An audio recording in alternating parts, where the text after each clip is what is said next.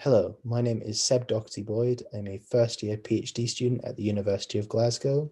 I'm also a member of the lifETIME CDT 2020 cohort and part of Matthew Dalby's tissue engineering group.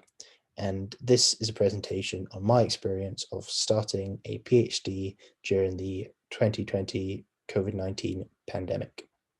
When I first started my PhD, my supervisor kept saying this is the worst possible time that you could have started your PhD. And in some instances, I think this could have been true. We faced several challenges. First and foremost was uncertainty on how the pandemic would affect my research and my studies, as well as the training that was part of the CDT. Also, there was limited lab capacity, which would potentially have reduced the number of people who were available to help train me in lab techniques that were essential for me to get started with my research. I also had to get used to working from home and being productive in that. And me and the rest of the members of the 2020 CDT cohort were missing out on face-to-face interactions with each other that would have helped us build the cohort, as well as interactions that were face-to-face with lecturers who would have provided us with invaluable insight into their research and so on. And we also missed out on various retreats and things like that that were planned for this year as part of the lifETIME CDT. However, as soon as I accepted my PhD, I was sent email after email by the university and the CDT management team informing me of their plan on how they were going to deal with the COVID-19 pandemic and assure it didn't adversely affect our studies, as well as coming up with contingency plans in case anything went wrong, and basically persuading us that everything was going to be okay, and just calming any worries that we were having. And this all culminated in myself being invited to the CDT student day, where I was able to basically have this message reinforced, but also able to connect with other members of the 2020 cohort for the first time and start to get to know each other's names and faces and so on, even if it was online.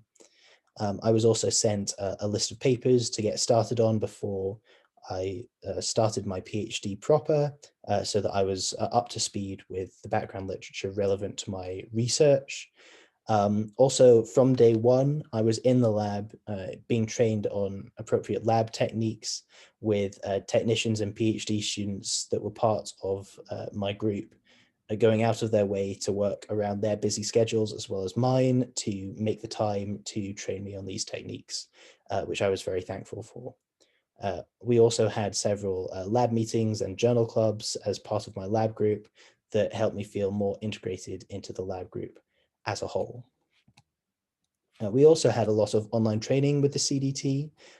First off, we had Connecting with Industry with this wonderful man, Zach, in which we learnt about analyzing supply chains, positioning ourselves as experts, communicating with industry, networking, and a litany of other skills to help us connect with industry and sell ourselves to industrial partners, either from an academic perspective or from going into industry ourselves.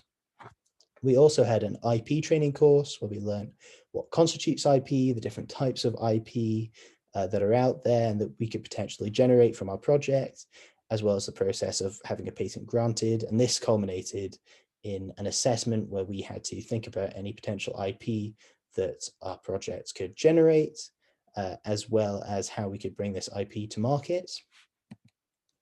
We also had RRI training, which taught us about research integrity and outreach, and how to engage the public, and informed us of opportunities to do so.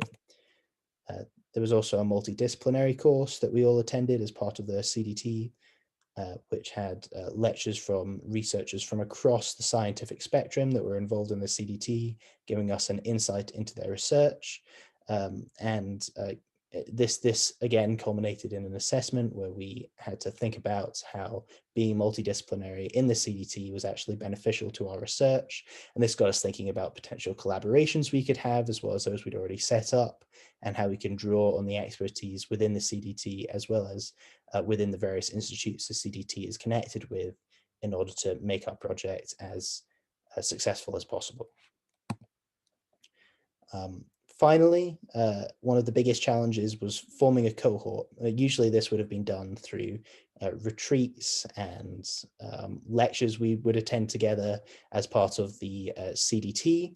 However, this year it's been a bit different. It's all been online, but we've made it work. We've had online quizzes, a murder mystery, journal clubs with the 2019 cohort, and we're hoping to start our own 2020 cohort specific journal club next year.